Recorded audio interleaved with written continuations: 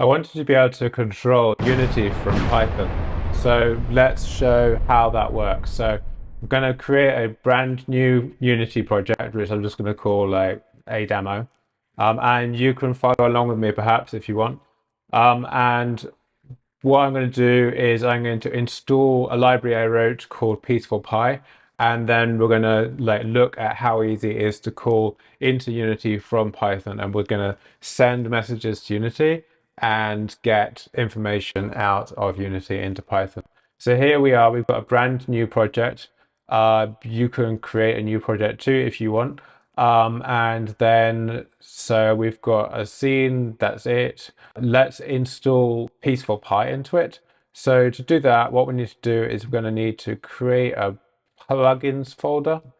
But actually before that, let's make sure that we have Newtonsoft JSON installed. So we're going to go to the package manager and it's not installed, so we need to install it. We're going to click here, add package by name, and we're going to put in com.unity.nuget.newtonsoft hyphen JSON. I'm going to add that in. Now what we're going to do is install our plugins. So there's two plugins that we need. The first one is Austin Harris json-rpc because that's part of what we're using, and then the second one is the Peaceful Pi, which is a layer over the top. So we can get both of these from the Peaceful Pi website. So github.com/uplugin/peaceful-pi. We can get the Austin Harris json-rpc if we go into third party. So we'll download that. I guess download. I'm going to put that into downloads. And then if we go back to the top, we can click on the releases. Click on the latest release, and we can download the DLL peacefulpi.dll. Right, once we've downloaded those two things, we'll open up Finder. I mean, I'm on a Mac. If you're on Windows or Ubuntu, you will download these from whatever is the equivalent of Finder for you. I'm just going to drag those down here. Now, there's a couple of things we need to do. It's not going to compile initially. The first thing is that we need to make sure that Austin Harris JSON-rpc works okay with the Newtonsoft JSON. So the way to do that, we're just going to unclick validate references and click apply. The second thing we need to do, well, you won't need to do this unless you're also on a Mac Silicon. Basically, for both of these, we need to change the CPU to any CPU. But if you're on an Intel computer, then you won't need to change these. So now that's installed here.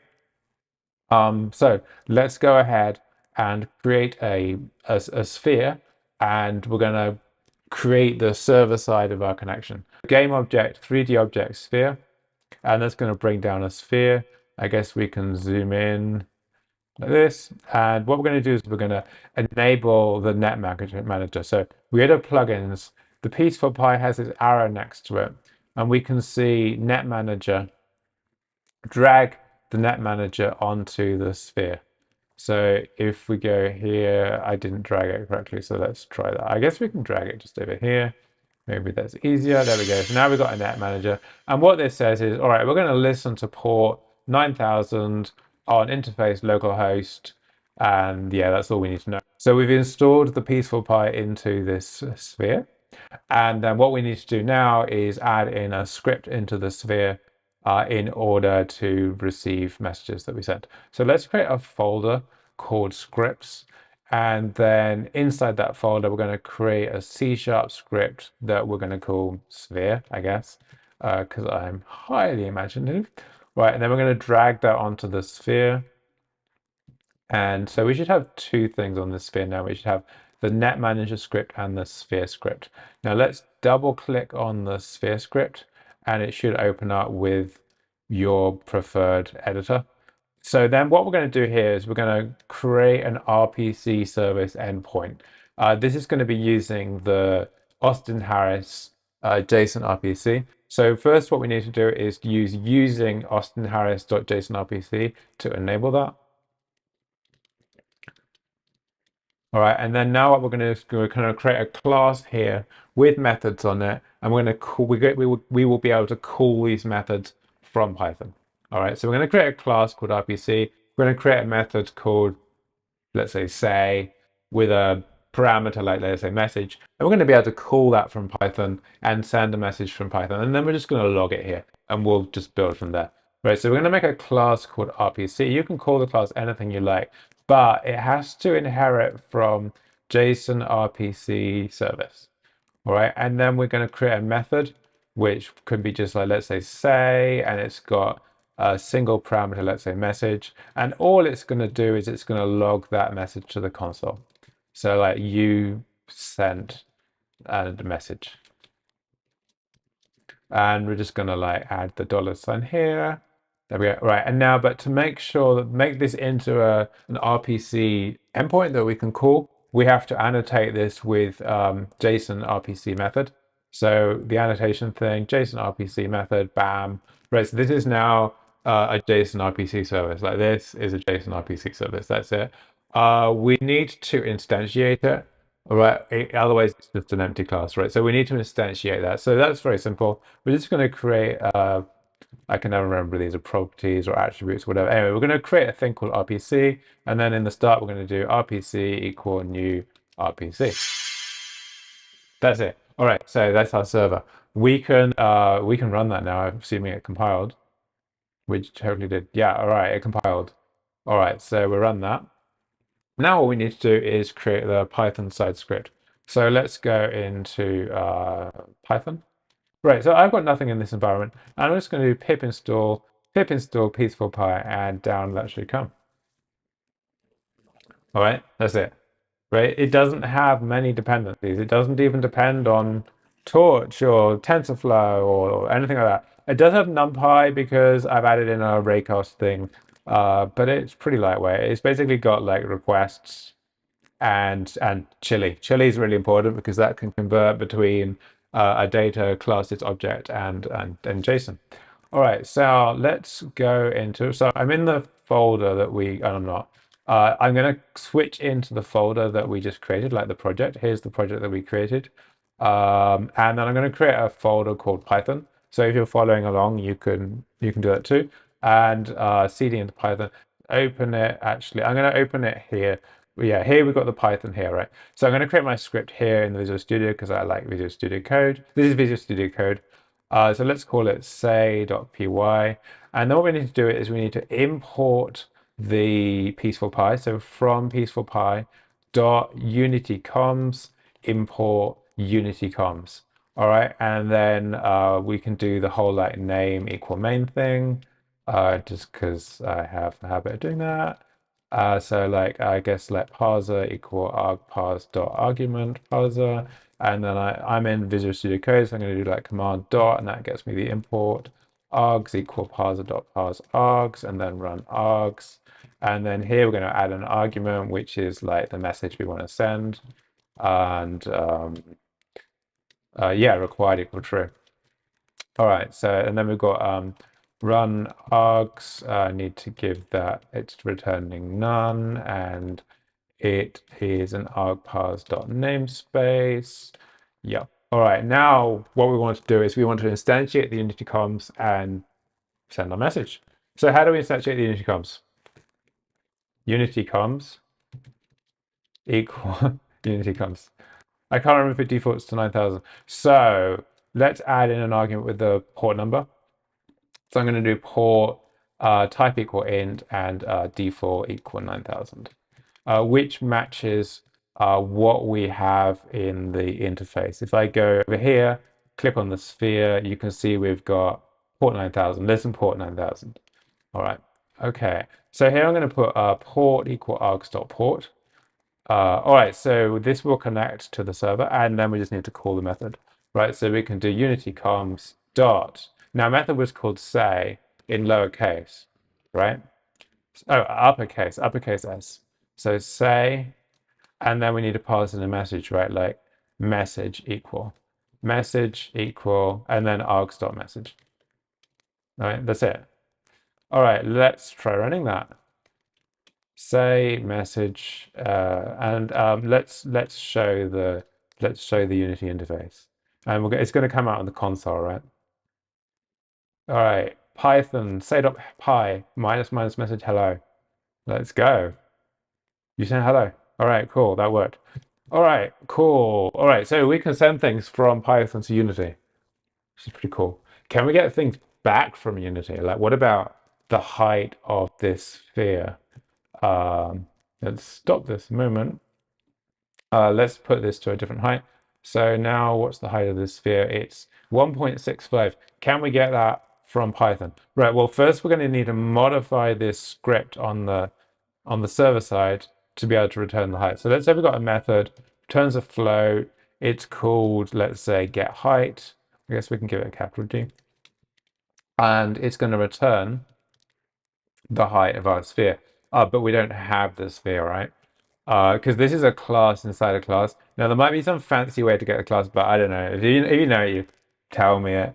All right, but the way I'm going to do it is, the way I know that we can do it is we're basically going to create a constructor for this, and we're going to pass in the sphere into the constructor.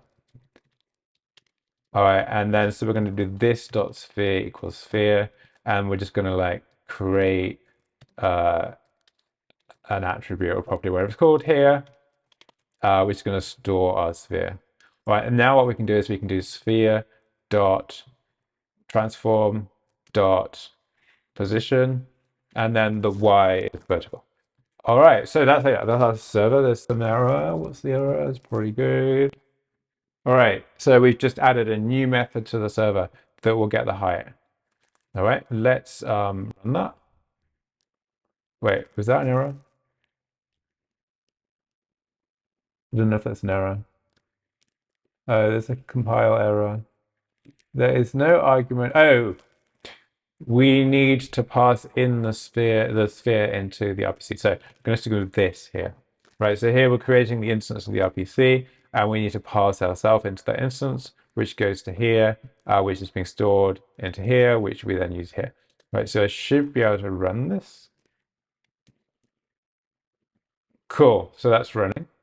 And yeah, let's make a Python script that's going to call it. All right, so let's have a new script. I guess we can like copy and paste it. So I'm going to do copy and paste.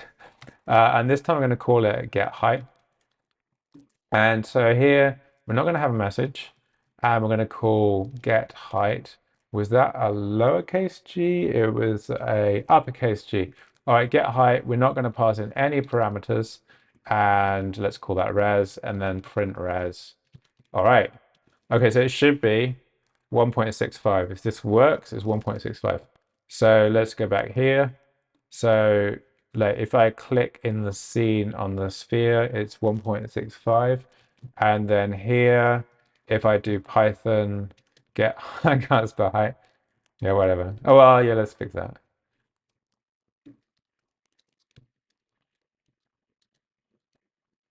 Get height. It didn't work. All right, what went wrong? A method not found. Okay, why didn't that work? So let's just check everything. So we're calling a method called get height. We've got right because I forgot to annotate it. So basically, to make it an RPC method, we have to add the annotation json-rpc method. Bam. Hopefully that should work now. So now what we're going to do now is stop that and start that. And hopefully this time it should give me 1.65. All right, so we can send things to Unity. We can get things back from Unity. But these are simple objects, right? I mean, they're simple primitive types like strings and floats. What about an object? Can we send an object or can we receive an object? What if we want to get the position of the object, right? Okay, now one thing to bear in mind is for some reason, we can't send vector threes, but we can make our own class and send that, okay? So what I'm going to do is I'm going to create a class called myVector3, which is going to look basically like a vector3, but it's not a vector3. So it's going to have a public float x. Now, it's really important to make these things public. If we forget to make them public, which I do, then it will send an empty object to Python. Python will just get like an empty thing. All right, so I'm going to make a constructor here that's going to take in a vector3, and it's just going to like copy all the values from that incoming constructor. So we've got the y and the z, and here we've got the y and the z. Right, so this means that what we can do now is we can have a method called getPos, and that's going to return the position of the sphere. And I guess we can like move the sphere around a bit, right? Move it around.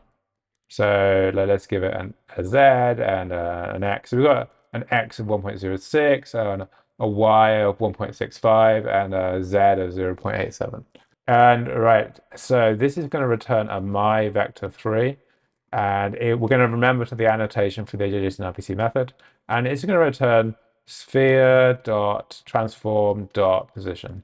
But we have to convert that into the my vector 3. So I'm just going to like wrap that around like that, and boom, that should be a my vector 3. Oh, I have to add new because I'm in Python mode, right?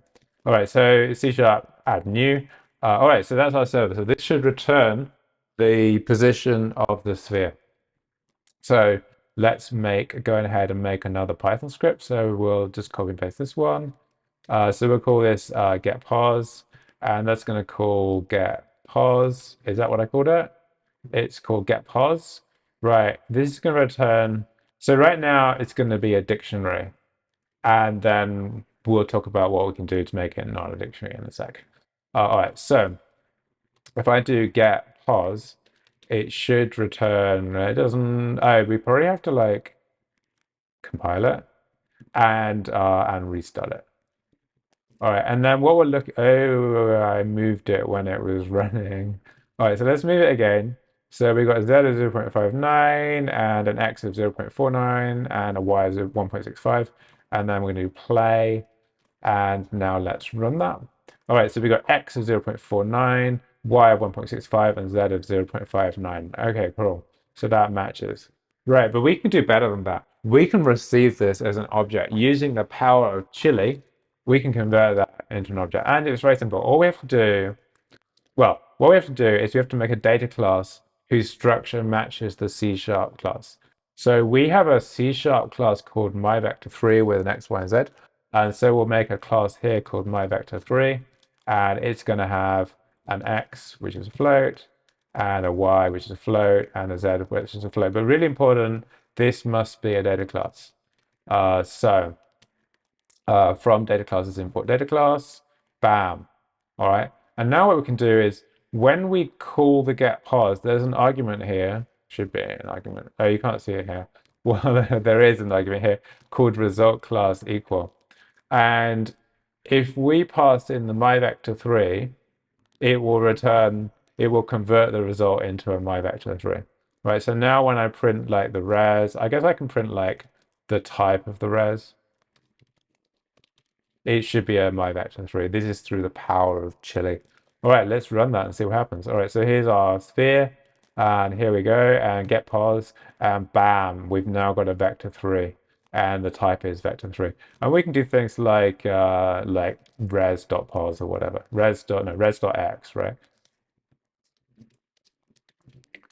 So well, I guess we can just we can tell MyPy that this is a myVector3, and then we can do it's going to autocomplete, so res.x, and then if I run this, it's 0.59. All right, so we can send objects from Unity into Python, and these can be hierarchical. You can have objects inside objects inside objects. That's all totally fine. All right, so we've sent a string from Python to Unity. We've sent a float from Unity to Python. We've sent an object from Unity to Python. Can we send an object from Python to Unity? All right, so let's do that. So what object can we send? Well, how about we send another vector3, and it's just going to be it's going to translate this. And so if we send it like a vector3 with an x value, it's going to move it along the x, and etc., etc., etc. All right, so let's do that. So let's go to our sphere. We're going to make a method called JSON.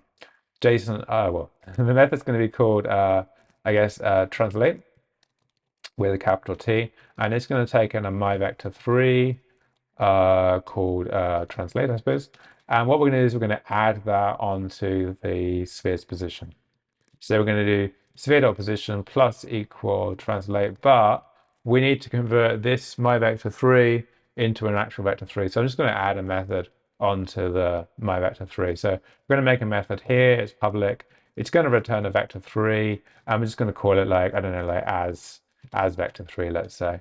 And it's just going to return a new vector 3 with like x and y and z. All right, that worked. And then, all right, so here we're going to call the as vector 3. Bam. All right, so now we've got a method that will do the translation. So let's make sure that compiles. I think that compiled. Yes, we just have to like restart the instance. All right, cool. And then we can make a Python script to call that. So let's copy and paste this, and we'll call it translate.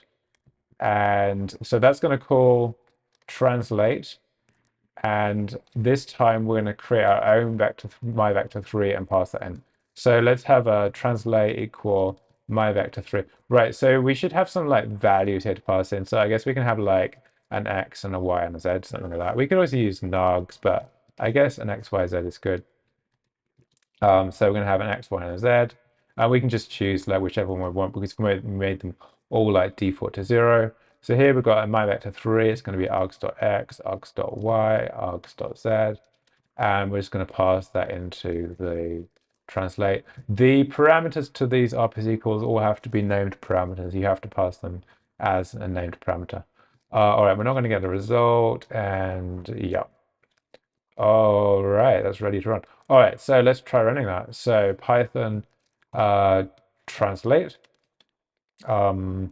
Well, let's just check that it actually runs. All right, it ran. All right, and then we want to actually make it move, right? So how about that -x1? Bam, moved.